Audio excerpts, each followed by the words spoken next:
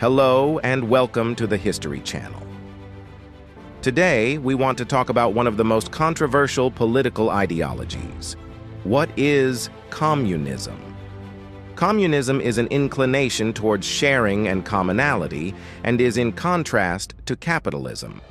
The ultimate goal of communism is the abolition of private property, government, money, and the creation of a classless society, in which individuals produce according to their abilities and consume according to their needs.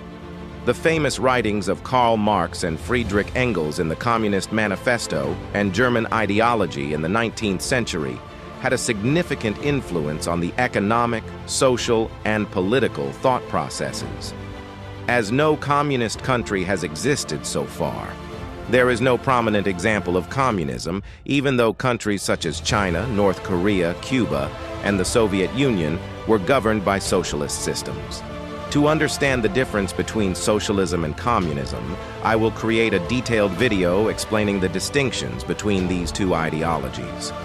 Before Marx, the idea of a communal society had been proposed by great thinkers such as Plato in various ways, but generally, Karl Marx can be considered the primary founder of this ideology.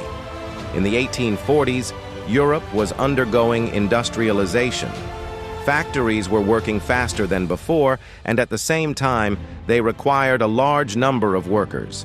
At the head of the factories were the capitalists, or the factory owners, who owned the means of production and land. The capitalists paid the workers wages from the money they earned from their factories, provided materials and raw resources, and allocated part of the money as profit from the labor of the workers for themselves. It was in this context that Marx wrote criticisms of the capitalists. Marx believed that the wheels of production and capital were turned by the workers, and in fact, these workers were the ones who did the main labor. Therefore, the profit from production should be shared among the workers. Otherwise, workers would be exploited and manipulated by capitalists. Marx divided society into two classes: the bourgeoisie, who owned the means of production, and the proletariat, who were the workers. As you know, in a capitalist society, the bourgeoisie owns the means of production and takes advantage of the labor of the workers to generate profit. Marx believed this to be unjust and exploitative, leading to class divisions and ultimately creating a class-based society. He stated that the proletariat should seize the means of production through their revolutionary anger and overthrow the capitalist system, establishing the dictatorship of the proletariat. Marx believed that in a communist society, the state should be overthrown because communism would lead to the creation of a peaceful and free world, where there is no need for a ruling and dominant class. He considered the state to be a representative and supporter of the capitalist class, claiming that the state helped weaken the workers through suppression.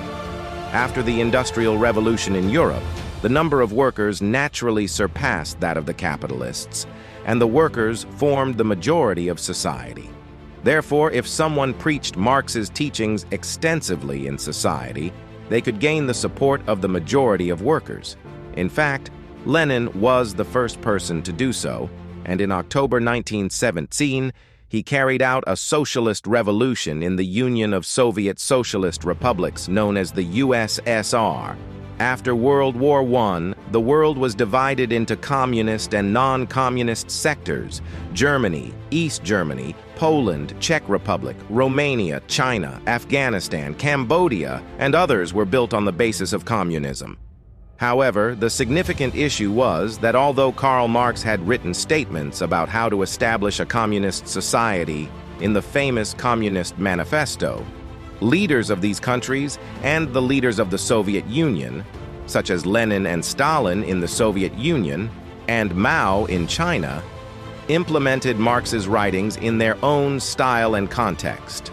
As a result, numerous branches of communism emerged, with the most famous being Leninism, Stalinism, and Maoism.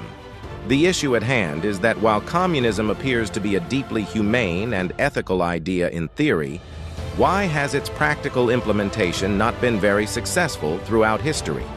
After Lenin, The leadership of Soviet socialism fell into the hands of Stalin, who carried out actions in line with communist ideals, leading to the execution of a significant number of dissenting individuals, including workers and capitalists, in what became known as the Great Purge. Consequently, Stalin established one of the most fearsome regimes in history in the Soviet Union. Despite significant industrial progress during this period, and the Soviet Union being considered a superpower after World War, it is evident that it failed to properly embody the humanistic teachings of Marx. In addition to Lenin and Stalin, Trotsky and Mao were also prominent socialist leaders. Trotsky had significant disagreements with Stalin, which ultimately led to his exile and later assassination. Mao, a Marxist theorist, emphasized the importance of the peasant revolution and culture, and was able to establish the People's Republic of China. However, none of these leaders or revolutions led to the establishment of communism and, in fact, resulted in widespread oppression and massacres. For this reason, critics of communism consider this system to be a utopian and entirely idealistic idea that is impossible to implement in the real world. However, I would like you to consider this issue and share your thoughts with me. Do you think the establishment of a communist government in the world today is possible or not?